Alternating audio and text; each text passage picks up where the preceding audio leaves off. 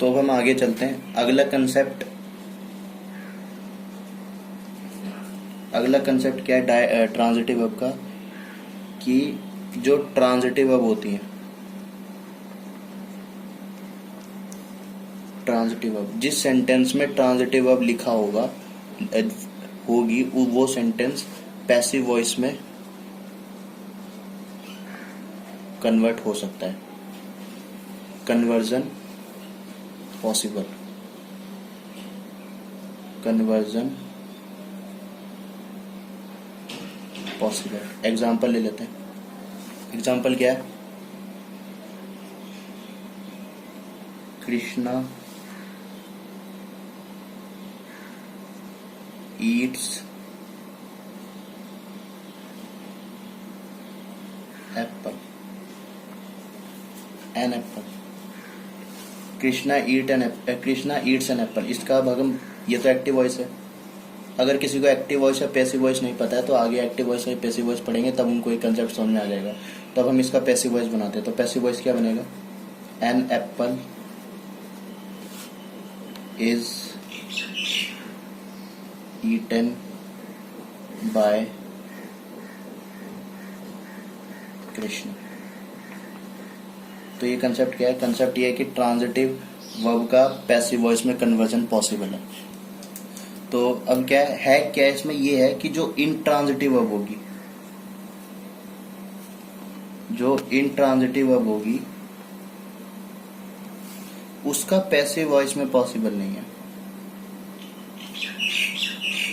Passive voice में not possible.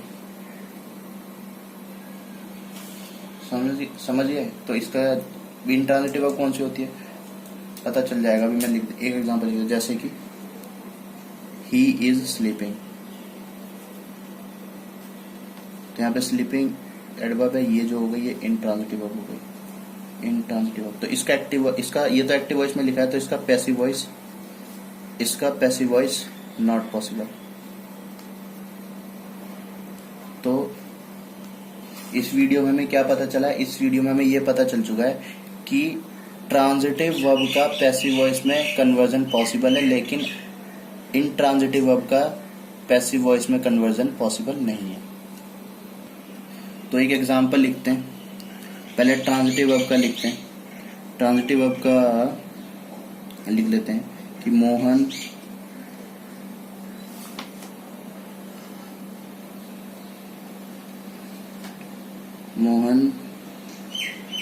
Is singing a song.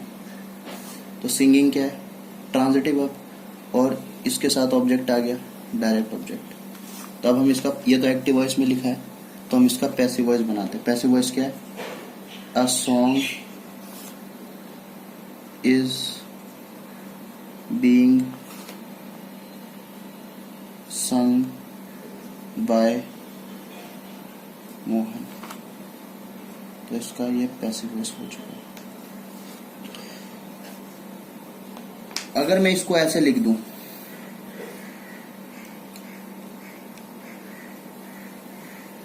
कि एक सेंटेंस लिख लेते हैं, एक और सेंटेंस लिखते हैं जो इनट्रांजिटिव वर्ब का है। इनट्रांजिटिव वर्ब का जो एग्जांपल है वो लिख लेते हैं, जैसे Ram is running. Ram is running. अब यहाँ पे जो ये इनट्रांजिटिव वर्ब है और ये जो है एडवर्ब है, तो पता ही है।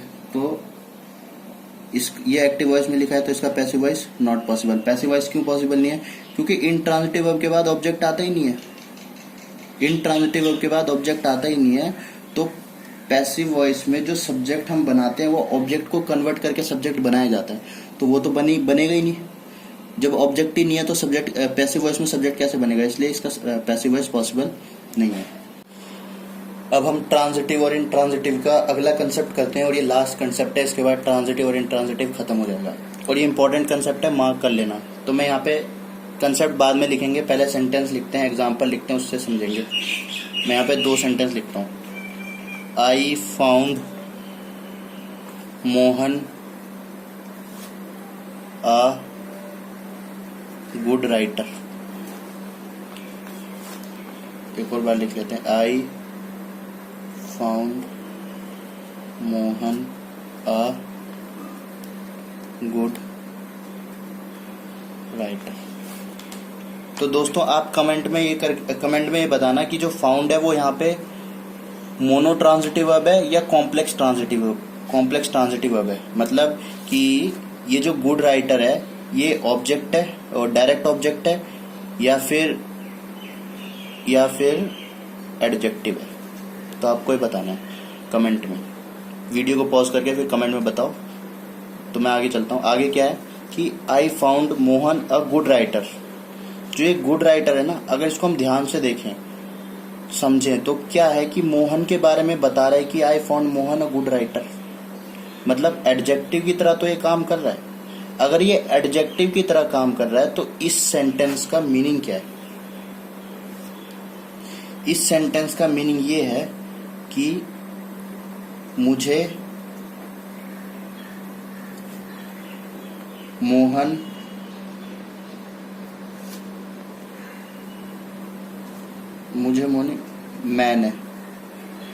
मैंने मोहन को एक अच्छा लेखक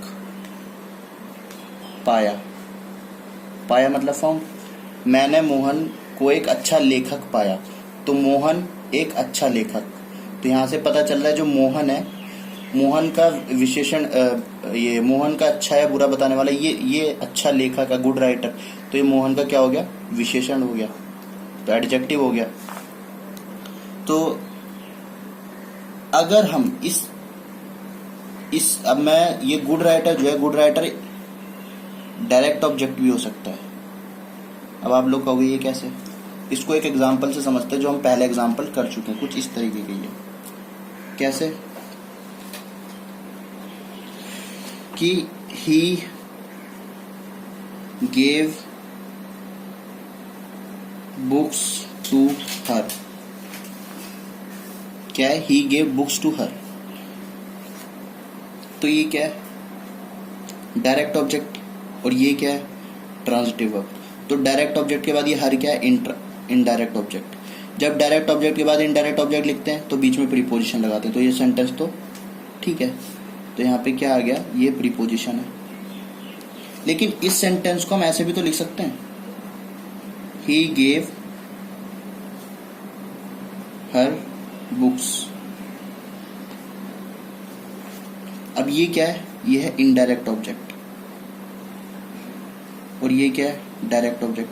ये मैं पीछे वीडियो में बता चुका हूं कि डायरेक्ट ऑब्जेक्ट को भी हम पहले लिख सकते हैं और इनडायरेक्ट ऑब्जेक्ट को भी हम पहले लिख सकते हैं। कैसे लिख सकते हैं ये पहले वीडियो में बता चुका हूं। तो जिसने पहले वीडियो नहीं देखी है वो पहले वीडियो देख ले, उसके बाद ये कंसेप्ट उसको समझ में आ जाएगा। तो ही गेव हर बुक्स, तो ये भी सही है। इसमें देखें तो इसका कहने का इन दोनों का मीनिंग क्या है? सेम ही है कि भाई उसने उसको किताब दी, उसने उसको किताब दी। इस सेंटेंस का ये मतलब है। और अब मैं अगर इस सेंटेंस को कुछ इस तरीके से लिखूं, I found a good writer for Mohan. अब देखने में तो लगेगा ये सेंटेंस तो सही है। अब यहां पे क्या है कि found transitive verb a good writer. Good writer भाई क्या खोजा? एक गुड राइटर को खोजा। तो ये क्या हो गया? डायरेक्ट ऑब्जेक्ट हो गया। जब ये डायरेक्ट ऑब्जेक्ट हो गया और डायरेक्ट ऑब्जेक्ट के बाद हमें क्या देखने को मिल रहा है? प्रीपोजिशन मिल रहा है। प्रीपोजिशन के बाद हमें देखने को क्या मिल रहा है? Indirect object. Indirect object. तो अब मेरे को ये पता चल गया है कि मैंने मोहन के लिए, इस सेंटेंस का मतलब है मैंने मोहन के लिए एक अच्छा लेखक खोजा। तो जो यहाँ पे फाउंड है, फाउंड यहाँ पे फाउंड यहाँ पे डाय ट्रांजिटिव की तरह काम कर रही है।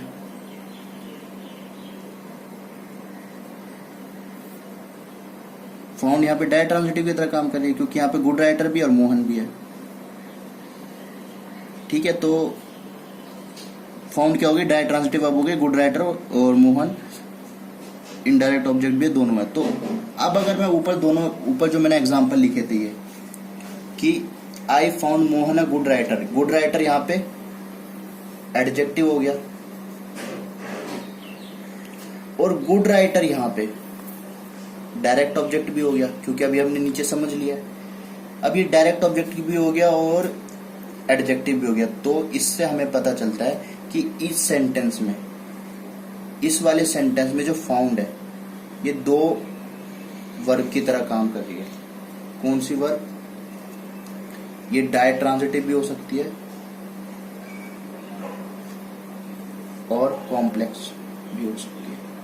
तो पेपर में अगर आ जाए कि ये फाउंड क्या है, डायट्रांजिटिव है, कॉम्प्लेक्स है, मोनोट्रांजिटिव है, अगर ऑप्शन में या तो वो डायट्रांजिटिव ही देगा या कॉम्प्लेक्स ही देगा, दोनों एक साथ नहीं देगा। अगर वो दोनों एक साथ देगा तो ऑप्शन देने के बाद फिर एक ऑप्शन ऐसे दे देगा कि ए एंड बी दोनों दे देगा, A and B, both A and B, इस तरीके का ऑप्शन कुछ दे देगा। तो फाउंड जो है यहाँ पे डायट्रांजिटिव और ट्रांजिटिव की तरह, डायट्रांजिटिव और कॉम्प्लेक्स दोनों की तरह काम कर रही है। तो हमें जब भी हम सेंटेंस को देखेंगे तो सेंटेंस को पढ़ के हमें ये समझना है उसकी मीनिंग वो कहना क्या चाहता है। अब यहाँ से तो फाउंड से दो मीनिंग आ रहे हैं। तो एक मीनिंग तो ये था कि मैंने मोहन को एक अच्छा लेखक पाया। अब इस सेंटेंस के लिए, इस सेंटेंस में क्या है कि मैंने मोहन के लिए एक अच्छा लेखक, मोहन के लिए एक अच्छा लेखक को खोजा। ठीक है, तो यहां पे ये आ गया। तो क्या था एग्जाम्पल? अगला एग्जाम्पल थे कि Ram found Sita a good wife. Sentence okay है। तो अब आपको कमेंट में ये बताना है कि जो फाउंड है, फाउंड ट्रांजिटिव, डायट्रांजिटिव वर्ब है या कॉम्प्लेक्स वर्ब है। तो मैं बताता हूं कि जो फाउंड है ना, यहाँ पे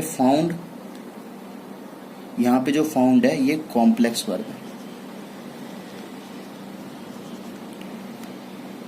डायट्रांजिटिव वर्ब, कई लोग कहेंगे कि अभी हमने जो पीछे जो एग्जाम्पल पढ़ा उसमें तो ऐसे ही वर्ब दोनों काम कर सकती थी। तो मैं बता देता हूं कि यहाँ पे वो पहले वाला सेंटेंस अलग था और ये सेंटेंस अलग है। यहाँ पे जो डायट्रांजिटिव वर्ब है ना, जब हम इसको डायट्रांजिटिव वर्ब की तरह देखेंगे तो सेंटेंस इलॉजिकल लगेगा, इलॉजिकल सेंस करेगा। खुद करके देख लेना, यहाँ पे सेंटेंस इलॉजिकल सेंस करे। अगर मैं कॉम्प्लेक्स वर्ब देखूं, कॉम्प्लेक्स वर्ब कि भाई फाउंड जो है कॉम्प्लेक्स वर्ब है, तो ये जो एक गुड वाइफ है ना, गुड वाइफ कैसे काम करेगा? गुड वाइफ हो जाएगा एडजेक्टिव। एडजेक्टिव किसका? एडजेक्टिव सीता का। अगर ये सीता का गुड एडजेक्टिव हो गया तो इसका जो सेंस बनेगी वो क्या बनेगी? कुछ इस तरीके का आएगा, राम ने सीता को एक अच्छी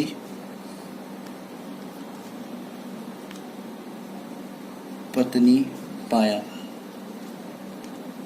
ठीक है, तो कब है? जब फाउंड क्या है?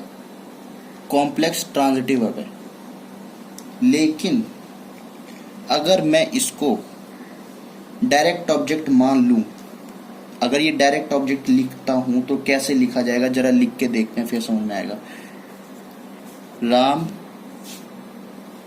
फाउंड, अब डायरेक्ट ऑब्जेक्ट लिखते हैं अ गुड वाइफ। डायरेक्ट के बाद जब हम इनडायरेक्ट लिखते हैं तो फिर हमें प्रीपोजिशन लगानी पड़ती है। तो टू भी लगा सकते हैं या फोर भी लगा सकते हैं। तो फोर लगा दिया, फोर सीता। अब जरा इस सेंटेंस को समझो, ये क्या कहना चाहता है। ये सेंटेंस हो गया गलत क्योंकि ये है इलॉजिकल। भाई राम सीता के लिए एक अच्छी पत्नी खोजेगा, राम सीता के लिए एक अच्छी पत्नी खोजेगा, कैसा सेंटेंस? इलॉजिकल।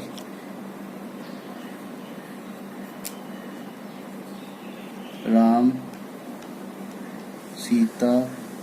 के लिए एक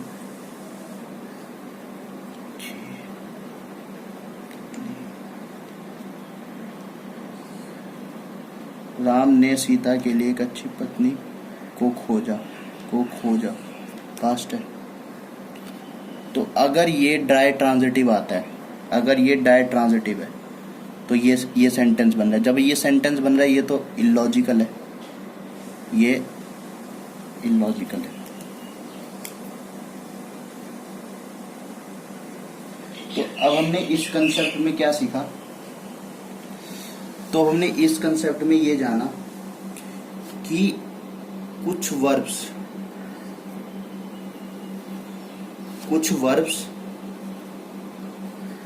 डायट्रांजिटिव और कॉम्प्लेक्स दोनों की तरह बिहेव करती हैं। जैसा अभी हमने देखा फाउंड, डायट्रांजिटिव और कॉम्प्लेक्स, पहले वाले एग्जाम्पल में तो दोनों की तरह बिहेव कर रही थी, लेकिन जब हमने दूसरा एग्जाम्पल लिया तो उसमें तो केवल वो कॉम्प्लेक्स वर्ब की तरह ही काम कर रही थी, या फिर कुछ वर्ब केवल डायट्रांजिटिव की तरह काम करेंगी या फिर केवल कॉम्प्लेक्स की तरह काम करेंगी। तो ये थोड़ा कंफ्यूजिंग सा है, तो इसको इम्पोर्टेंट इसलिए बोला जाता है क्योंकि पेपर में कुछ ऐसा ही देता है, तो हमें समझना पड़ेगा कि वहाँ पे वो डायट्रांजिटिव है, कॉम्प्लेक्स ट्रांजिटिव वर्ब है या फिर कॉम्प्लेक्स ट्रांजिटिव वर्ब है या फिर दोनों है। तो ऑप्शन में जब हम चेक करेंगे तो ऑप्शन से पता चल जाएगा। और सेंटेंस का मीनिंग देखना बहुत ज़रूरी है। पूरी इंग्लिश में जब तक हम सेंटेंस का मीनिंग नहीं समझेंगे तो हमें पता नहीं चलेगा कि वो किस टाइप की वर्ब है। तो यहाँ पे हमारा ट्रांजिटिव और इंट्रांजिटिव वर्ब खत्म हुआ। अब हम जो अगली वर्ब करेंगे वो करेंगे रिफ्लेक्सिव वर्ब। तो दोस्तों वीडियो को लाइक, शेयर और चैनल को सब्सक्राइब करना ना भूलें। थैंक यू दोस्तों।